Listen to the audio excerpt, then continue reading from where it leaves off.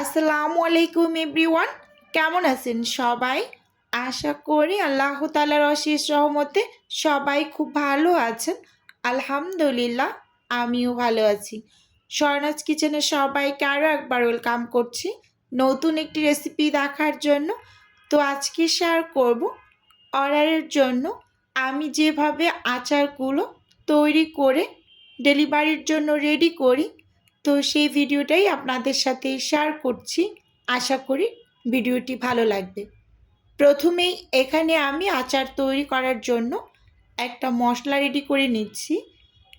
আমি বেশ কিছু শুকনা মরিচ চুলোয় দিয়ে দিয়েছি একটা প্যানে।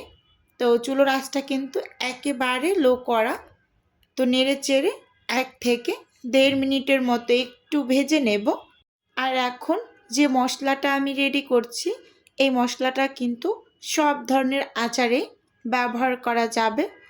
তো শুকনা মরিচগুলোকে হালকা করে একটু ভেজে নিয়েছি। এবার এখানে 1.5 টেবিল চামচ দিয়ে দিচ্ছি পাঁচফোড়ন মশলা, দিয়ে হালকা করে নেড়ে চেড়ে ভেজে নেব। তো সুন্দর একটা ঘ্রাণ যখন একেবারে মশলা থেকে বের হবে, তো তখন কিন্তু আমি চুলো থেকে নামিয়ে নেব। 2 থেকে 2.5 মিনিটের মতো হবে লো আঁচে ভেজে নিয়েছি মশলাগুলো। কারণ অনেকটা বেশি ভেজে নিতে গেলে কালো জিরাগুলো একেবারে তেতো হয়ে যাবে, তো সেদিকে কিন্তু একটু খেয়াল করতে হবে। তো আমি একেবারে নেড়ে চেড়ে অনবরত খুব সুন্দরভাবে এই মশলাটাকে ভেজে নিয়েছি। এবার চুলো থেকে নামিয়ে এটাকে আমি একটু গুঁড়ো করে সাইডে রেখে দিয়েছি। আর এপাশে আরেকটা মশলার পেস্ট তৈরি করে নেব। তো প্রথমে এখানে আমি বেশ কিছু রসুন কুচি করে নিয়েছি। বড় সাইজের একেবারে একটা রসুনেরই যতগুলো কোষ ছিল, তো এরকম কুচি করে নিয়েছি। সেই সাথে 1 চা চামচ নিয়েছি পাঁচফোড়ন মশলা, 1 চা চামচ নিয়েছি জিরা, আর 1 চা চামচ নিয়েছি এখানে সাদা সরিষা।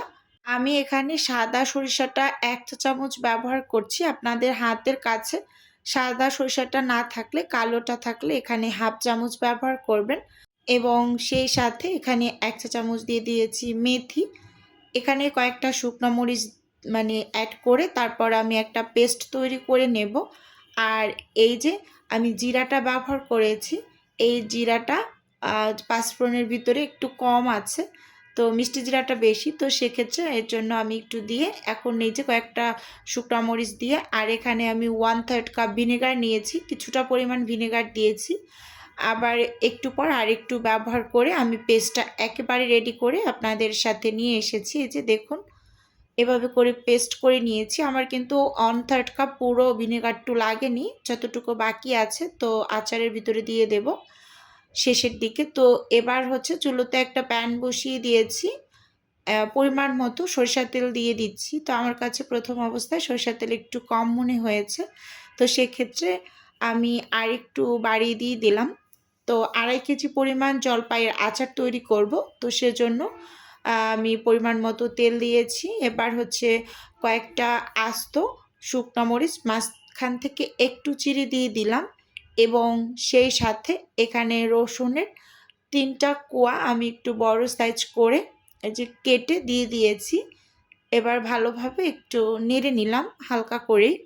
তো এখন অ্যাড করে দেব এর মাঝে আমি হাফ চামচের থেকে একটু বেশি হবে পাঁচফোড়ন মশলা, একেবারে অল্প করেই দিয়েছি। দিয়ে খুব ভালোভাবে একটু নেড়ে চেড়ে মিশিয়ে নেব স্প্যাচুলা দিয়ে। আর চুলোর আঁচটা কিন্তু অন করেই রেখেছি। এবার আস্তে আস্তে একেবারে তেলটা গরম হয়ে যখন তেলের মাঝে অনেকটা ফেনা উঠে আসবে, তো সেই পর্যায়ে কিন্তু আমি সেই পেস্ট করে রাখা মশলাটা দিয়ে দেব।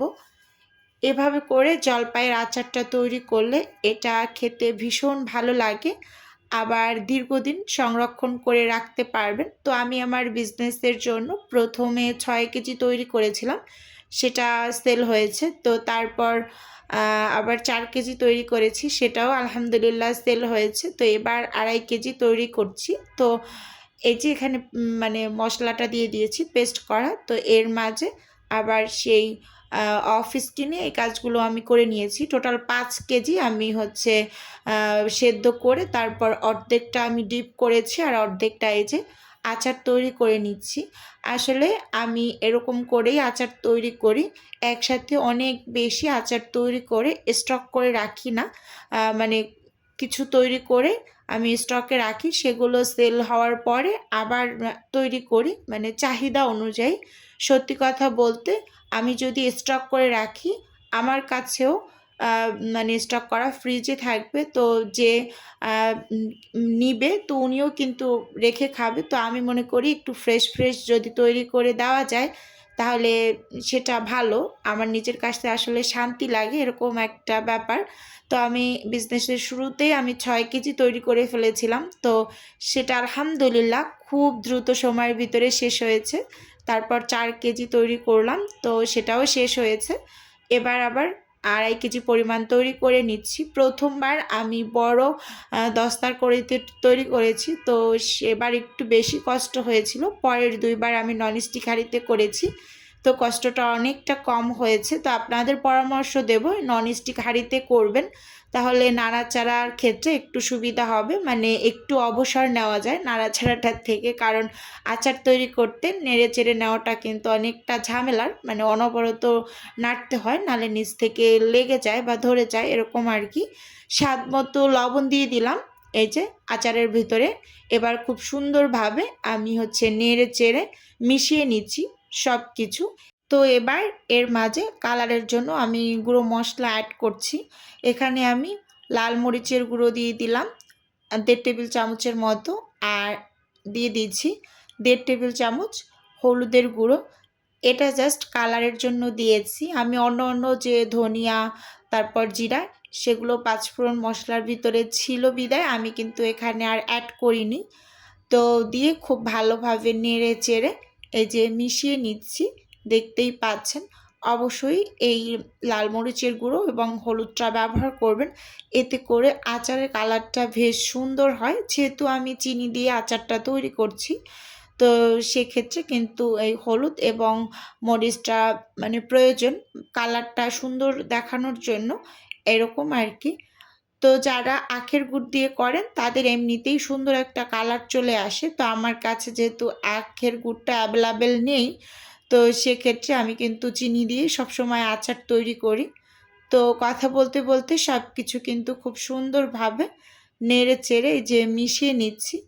প্রথমবার যখন আমি 6 কেজি আচার তৈরি করেছিলাম একসাথে, তো ওই সময় ওই আচারটা একেবারে অল্প সময়ের ভিতরেই সেল হয়েছে।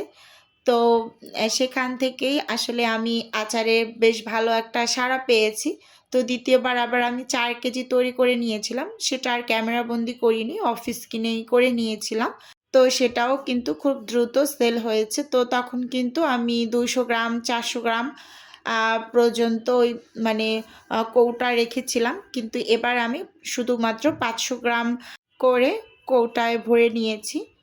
তো 500 গ্রাম করে এবার সেল করছি। তো যদি কেউ 1 কেজি নিতে চায় তাহলে আমি 2টা দিয়ে দেই, আর বেশিরভাগই 500 গ্রামেরই অর্ডারটা থাকে। তো এবারের জন্য আমি 500 গ্রাম করে কৌটায় রেখেছি। তো কথা বলতে বলতে খুব সুন্দরভাবে সব কিছু নেড়ে চেড়ে নিয়েছি। পানিটাও অনেকটা শুকিয়ে গিয়েছে, যে মানে জলপাইয়ের ভিতরে যে পানিটা ছিল সেটা অনেকটা শুকিয়ে গিয়েছে। তো এই পর্যায়ে আমি হচ্ছে চিনিটা অ্যাড করে দেব। চিনি দেওয়ার পর কিন্তু অনেকটা পানি উঠে আসবে। তো এই যে আমি কিছুটা পরিমাণ চিনি দিয়ে দিলাম। চিনিটা আমি 2 বারে অ্যাড করব। প্রথম আমি অর্ধেকটা পরিমাণ দিয়েছি, যেহেতু আমি 1 কেজি চিনি নিয়েছি, তো 1 কেজি চিনির 250 গ্রাম চিনির মতো আমি মানে রেখেছি, আর বাদবাকি যতটুকু চিনি ছিল পুরোটুকুই দিয়ে দিয়েছি। যেহেতু এটা টক ঝাল মিষ্টি আচার, তো সেক্ষেত্রে মিষ্টির পরিমাণটা ও থাকতে হবে, ঝালেরটাও থাকতে হবে, টকও থাকতে হবে, সব কিছুর একটা ব্যালেন্স রাখতে হবে। তো সেদিকে কিন্তু একটু ভালোভাবে খেয়াল করতে হবে। তো দেখতেই পাচ্ছেন খুব সুন্দর মতো অনবরত নেড়ে চেড়ে মিশিয়ে নিচ্ছি। আর কতটা পরিমাণ পাতলা হয়েছে এই আচারটা, একেবারে পানি ছেড়ে দিয়েছে, মানে চিনিটা গলে এরকম পানি পানি হয়েছে, ভালোভাবে লক্ষ্য করুন। এখন এই পানিটাকে একেবারে শুকিয়ে নেব। তো এর মাঝে আমি কিছুটা পরিমাণ যে মশলা রেডি করে রেখেছিলাম, শুকনা মরিচ আর পাঁচফোড়ন একসাথে গুঁড়ো করে ভেজে নিয়েছিলাম প্রথমে। তো সেটা কিছুটা পরিমাণ দিয়ে দেব, মানে অর্ধেকটা পরিমাণ, আর বাকি অর্ধেকটা একেবারে শেষের দিকে ব্যবহার করব নামানোর আগ মুহূর্তে। তো ভিডিওর এই পর্যায়ে প্রতিদিনের মতো আমার প্রিয় আপু এবং ভাইদের কাছে একটা অনুরোধ করছি, আমার ভিডিওর কোনো অংশ যদি আপনার কাছে একটুখানি হলেও ভালো লাগে তাহলে অবশ্যই চ্যানেলটি সাবস্ক্রাইব করে আমার পাশেই থাকবেন। আর ভিডিও দেখার শুরুতেই একটা লাইক দিয়ে ভিডিও দেখা কন্টিনিউ করবেন। এই যে আচারটা কিন্তু একেবারে রেডি হয়ে গিয়েছে, আচার থেকে তেলটা ছেড়ে দিয়েছে। আমি সেই ভাজা মশলাটা দিয়ে খুব ভালোভাবে নেড়ে চেড়ে মিশিয়ে নিচ্ছি। একেবারে শেষ পর্যায়ে এসে আমি যে ভিনেগারটুকু বাকি রেখেছিলাম 1/3 কাপের, তো অতটুকু দিয়ে খুব ভালোভাবে কিন্তু নেড়ে চেড়ে মিশিয়ে আমি চুলোটাকে অফ করে দেব। আমার আচারটা কিন্তু এখন একেবারেই রেডি হয়ে গিয়েছে। টক ঝাল মিষ্টি সব কিছু একেবারে পারফেক্ট আছে। তো আমি চেক করে নিয়েছি সব কিছু ঠিক আছে। তো এবার ঠান্ডা করে তারপর হচ্ছে আমি মানে কৌটায় ভরে নেব। তো এই যে দেখুন ঠান্ডা করে নিয়েছি, আর আমি কিন্তু অফিস কিনে 2টা কৌটা ডেলিভারিও দিয়েছি। তো এখন বাকি যে কয়েকটা কৌটা আছে 6 পিসের মতো, তো সেগুলো আমি এখন ভরে নিচ্ছি। এই যে এগুলো কিন্তু 500 গ্রামের কৌটা, তো এগুলোর ভিতরে আমি আচারগুলোকে ভরে নিচ্ছি। আর এই 500 গ্রাম কৌটার আচারটা আমি সেল করছি 300 টাকা। তো যদি কেউ অর্ডার করতে চান তাহলে স্ক্রিনে দেওয়া হোয়াটসঅ্যাপ নাম্বারে নক দিলেই অর্ডারটি কনফার্ম করতে পারবেন। তো এখানে আমি শুধু 500 গ্রামেই মানে রেখেছি। 1 কেজি কেউ অর্ডার করতে চাইলে তাহলে আমি 2টা কৌটা দিয়ে দেব, এরকম আর কি। তো এবার আমি একটু আপনাদের মেপে দেখিয়ে দেব যে আসলে এখানে মানে সঠিকভাবে 500 গ্রাম আছে কিনা। আমি সব সময় আচারের ক্ষেত্রে এইভাবে মেপেই দিয়ে থাকি। তো এই যে দেখিয়ে দিচ্ছি আপনাদের, এখানে এই যে 498 গ্রাম এরকম আসছে। তো আরেকটু লাগবে। এই যে এবার কিন্তু 500 গ্রামের বেশি হয়েছে এখানে। তো আমি এখন এটা মুখটা লাগিয়ে তো তারপর কিন্তু এগুলোকে হচ্ছে নর্মাল ফ্রিজে রেখে দেব। যেহেতু এখানে ভিনেগার দেওয়া, বাইরে রাখলেও অসুবিধা নেই। তারপরও আমি মানে আমার সুবিধার জন্য তো আমি সবসময় ফ্রিজে নর্মাল চেম্বারে রেখে দিই। তো এই আচারটা কিন্তু দীর্ঘদিন সংরক্ষণ করে খেতে পারবেন অনায়াসে, মানে কোনো টাইপের নষ্ট হওয়ার চান্স নেই। তো দেখুন একটা একটা করে আমি এরকম কৌটা মানে ভরে নিচ্ছি। বাকি যে কয়েকটা আছে তো ওগুলো আমি অফিস কিনে করে নেব। তো ভিডিওটি বন্ধুরা আজকে ওভারঅল আপনাদের কাছে কেমন লেগেছে চাইলে অবশ্যই কমেন্টস করে জানাতে পারেন। তো আজকে তাহলে এখান থেকেই বিদায় নিচ্ছি। দেখা হবে নতুন কোনো ভিডিওতে বা নতুন কোনো রেসিপিতে। আল্লাহ হাফেজ।